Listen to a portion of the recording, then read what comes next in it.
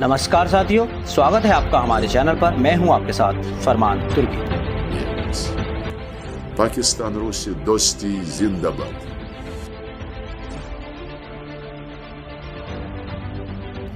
Russia के विदेश मंत्री का पाकिस्तान जिंदाबाद के नारे लगाना दिखाता है कि चाइना कितना ताकतवर हो गया है। ये सब चाइना की ताकत है, चाइना की पावर है।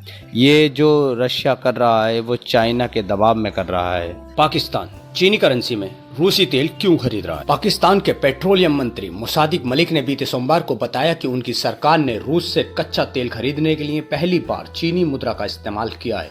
पाकिस्तान के इस कदम को एक बड़ा नीतिगत फैसला माना जा रहा है, क्योंकि इससे पहले तक तेल खरीदने के लिए पाकिस्तान अमेरिकी डॉलर का इस्तेमाल करता था। कम दरों पर रूस से कच्चा तेल मिलना पाकिस्तान के लिए राहत की बात मानी जा रही है। इसकी वजह पाकिस्तानी अर्थव्यवस्था के मौजूदा हालात हैं। पाकिस्तान इस समय बैलेंस ऑफ पेमेंट समस्या से जूझ रहा है और बाहरी खर्च के कारण देश पर डिफॉल्ट करने का खतरा मंडरा रहा है।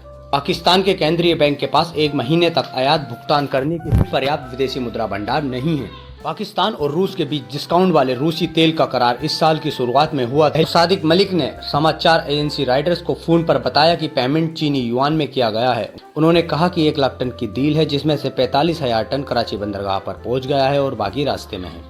पाकिस्तान ने ये डील अप्रैल महीने में की थी। पाकिस्तान ने कहा कि वहां की रिफाइनरी में तेल को प्रोसेस किया जाएगा। मलिक ने यह भी कहा कि इसका फायदा लोकल मार्केट को मिलेगा। पाकिस्तान की ओर से दूसरे देशों को दिए जाने वाले पेमेंट में ऊर्जा आयात के लिए दिए जाने वाले भुगतान की हिस्सेदारी अच्छी खासी है।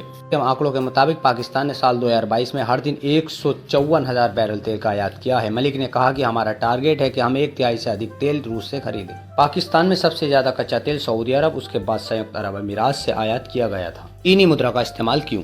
पाकिस्तान चीन की मुद्रा में व्यापार करने वाला अकेला देश नहीं है। बांग्लादेश ने भी हाल ही में एक योजना के तहत डॉलर के बजाय चीनी युआन में पेमेंट का फैसला किया था। ब्रिक देशों के समूह की कोशिश है कि वो डॉलर के प्रभुत्व को खत्म करे और दूसरी मुद्राओं में लेन देन शुरू हो। भारत भी रुपए का इस्तेमाल कर रूसी कच्चा तेल खरीदने को बढ़ावा देना चाहता था। भारत ने रुपए में रूस के साथ सेटलमेंट के लिए काफी कोशिश की, लेकिन ये कामयाब नहीं हो सका। रूस इस वक्त भारत का सबसे बड़े हथियार और दूसरे सैनिक साजो सामान का सप्लायर है, लेकिन ये सप्लाई अभी रुकी हुई है क्योंकि रूस को पेमेंट करने का भारत के पास जो मैकेनिज्म है उस पर अमेरिका ने प्रतिबंध लगा रखा है।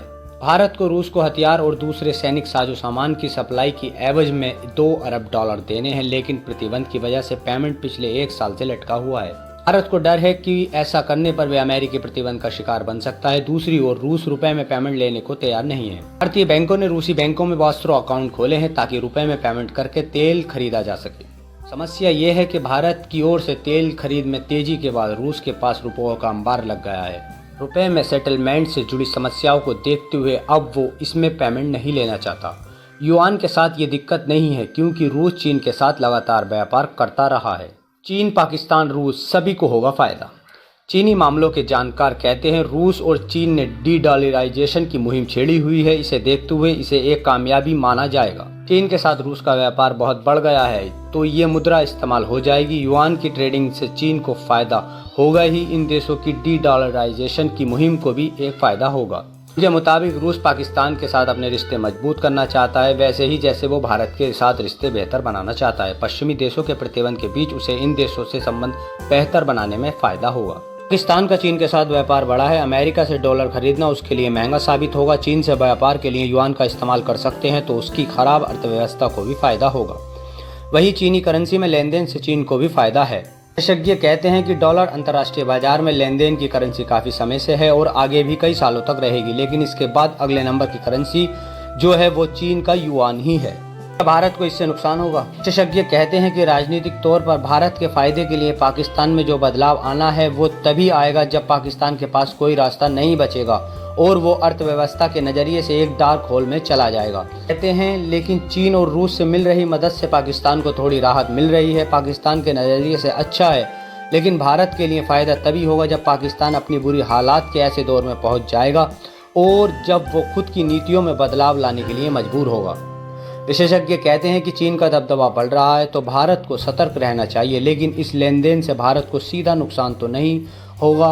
वो कहते हैं सिर्फ चीन ही नहीं, भारत, अरब देश, ब्राज़ील समेत कई देश अपनी मुद्रा में लेन देन की कोशिश में हैं। इसलिए एक से अधिक मुद्रा में व्यापार होना इन देशों के हित में है। लेकिन चीनी प्रभुत्व बढ़ रहा है। उनकी अर्थव्यवस्था जितनी मजबूत होगी उतना ही उनकी करेंसी का दबदबा भी बढ़ेगा। इसलिए जानकार मानते हैं कि भारत की लंबे समय के लिए नीति यही होगी कि न चीनी करेंसी का दबदबा बहुत ज़्यादा रहे और ना ही डॉलर का ज़्यादा हो। ये तो आने वाला वक्त ही बताएगा कि आने वाले दिनों में डॉलर ऊपर जाएगा या चीनी युआन। आपको वीडियो कैसी लगी ये कमेंट करके बताना। अगर वीडियो अच्छी लगी हो तो वीडियो को लाइक करना, चैनल को सब्सक्राइब करना। थैंक यू, धन्यवाद।